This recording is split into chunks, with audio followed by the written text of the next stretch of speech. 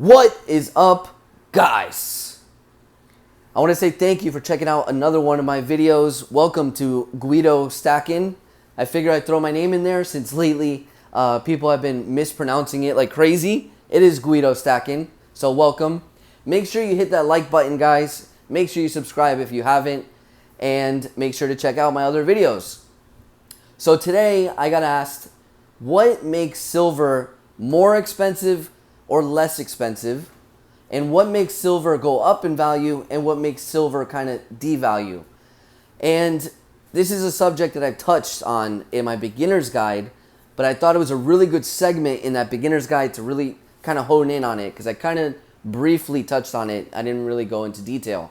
So this video, if you're new, will help you understand a little bit of the different types of silver that's out there. And the easiest way I thought to explain this would be to kind of separate it into three different categories. So right here, just picture it. I have it lined up. So you got one category here, which is your generic and your common bullion. Then you got your modern day numismatics, your limited mintages, and your scarce dates. And then you have your specialty silver and your boutique silver. So I'm going to go over each category, and I'm going to tell you how they go up in value. And I'm also going to tell you if or when they devalue. So let's start with the generic stuff. This is pretty straightforward. Generic stuff is stuff that you get at or close to spot price. A lot of times, if you do your shopping and you cash in on those eBay bucks, you could actually get under spot.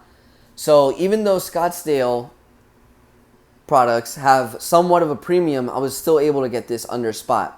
So this is a big chunk of silver, and as you know, usually the bigger chunk of silver, the more you get, the bigger bang for your buck. You buy, it's almost like buying in bulk.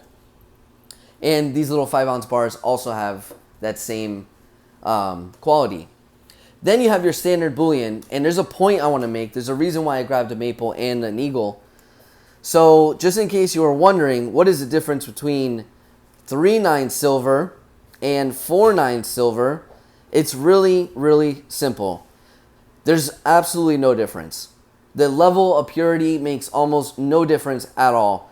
A lot of times you'll even find these maples cheaper than you'll find these eagles. And the eagles are 3/9 silver and the maples are 4/9 silver.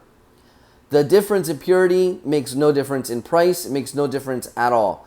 The way I look at it is, I don't even pay attention, but if I happen to notice it's 4/9 silver and I buy it, I look at it as a bonus, but don't necessarily go chasing 4/9 silver. So there you go on that. So in case you were wondering about the difference between 3/9 and 4/9, there you go. Then we have our modern day numismatics, our limited mintages, and our scarce dates. So I'm going to briefly go over this. So what makes these go up in value? So first off, they're more expensive to begin with. And what you're paying for is basically the likelihood that they're going to go up in value or appreciate. And so these pandas do extremely well. And I know a lot of you do not like the pandas because they are Chinese. I get it. However, they do appreciate very well. And the reason being, and you got to pay attention to this stuff, the length of a series actually does matter. These pandas have been going on since 1985 or 82. Correct me in the comments. Don't remember the date. Whatever. Regardless, it's been going on for a long time, and they're probably going to be going on for an extended period of time. So the series is very long. What happens is you get these new guys that come into the game. They see some pandas. They go back a few years and start trying to accumulate pandas that were earlier in the series, and they're paying buku money for those coins. Now, that's how they appreciate. So those people come into the market late, they buy them, and they buy them for whatever price the sellers are selling them for. And that's why they appreciate so well, because the mintage has nothing to do with these, by the way. The only reason why the mintage actually does matter at some point would be if silver were to spike in price. Most likely, people would start flooding the market with these pandas, and that would actually devalue them in a way, because that premium would actually start to lower because the market's flooded. Partly what makes the pandas valuable is that the market is not that flooded. So a lot of people hold these, and a lot of people buy a ton of them at a time. And then you'll have the occasional flipper that sells the 2013 or 14, whatever, pandas, or 2010 even. So there you go. Then you have the limited mintage stuff. So obviously the more limited, the more expensive the coin is. Now this is a little bit of a special case though. This is the Archangel Michael from the Ukraine, one of my favorites. I have the 2015. Back in 2015, you could not find these in the States. And whenever you did, they were like $60. So now that they're coming to the States, they've actually started to devalue a little bit. I bought my 2015 though from the Ukraine directly, and I got a great price. I ended up buying it for about $30. So that is why these were so valuable back in the day. They're still valuable because they're still not, a lot of these online retailers that we know don't carry a ton of these, and the premium is still very high. You'll pay about $40 for these still. But now they've started to make their way into the States, and their popularity is starting to grow, which is only going to help the coin. The only thing that might hurt the coin or devalue it is if they start getting a ton into the States. Then they might start going down just a little bit. Then you have the scarcity of a coin. That obviously matters, and obviously the condition of that scarce coin. So these can kind of go up in value or kind of stay at the same value. It depends. It really depends what the market price is going for, and obviously the condition of the coin and the demand. So those things all drive it. These won't necessarily devalue though. You could actually devalue it by yourself if you clean it and stuff like that. But pretty much what the going rate is, that is the price of the coin. And then of course, like I said, the condition. Now our last part. So we got specialty silver.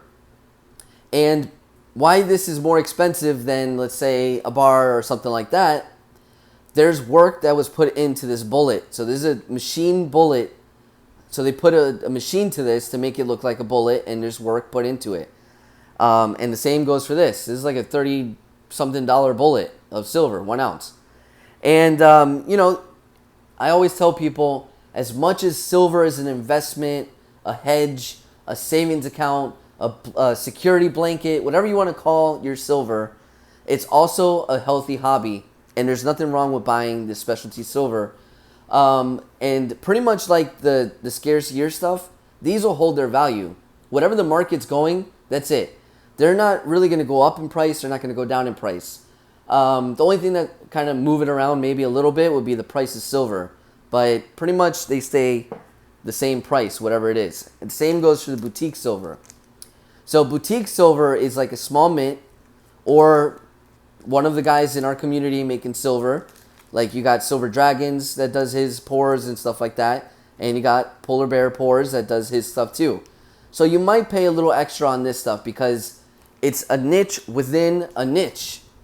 You can only buy this Polar Bear Pours bar from Polar Bear Pours. And if it's $90, it's $90. That's it. It's not going to go up in value. It's not going to go down in value. That is the market price. So really, the only thing that could kind of devalue any of this stuff, especially in this category here, would be the price of silver. The numismatic stuff won't be hurt as much by the price of silver. It's more based on the demand, the popularity of the series. When you sell it, that's also very important. If it's a short series, like let's say 4 releases, and you wait like 5-6 years to sell it, you're going to have all these new guys coming into the game. They're going to see that coin from 6-7 years ago and not understand it. And the reason why I made my beginner's guide in the first place is to get people to start buying silver to feel comfortable. Because if they don't understand it, they are not going to buy it. And it's the same for that. So if the series was not that popular and it's lost all the excitement, you probably will lose some money on it. Or you might not even be able to sell it. What happens is they get kind of pushed down into basically like regular standard bullion because people don't remember it and the mintage doesn't matter anymore. It's just bad. So timing is everything with these modern day numismatics, unless the series is very long. All right. So yeah, this price of silver, very minimal. This price of silver, minimal as well, but it does have an effect. And I think this is the end of the video. So I hope this helps you guys out. Make sure you smash that like button for me. Comment if you got any questions or if you want to add anything. and I really appreciate you guys watching it, especially if you stuck around this long. I will talk to you guys later.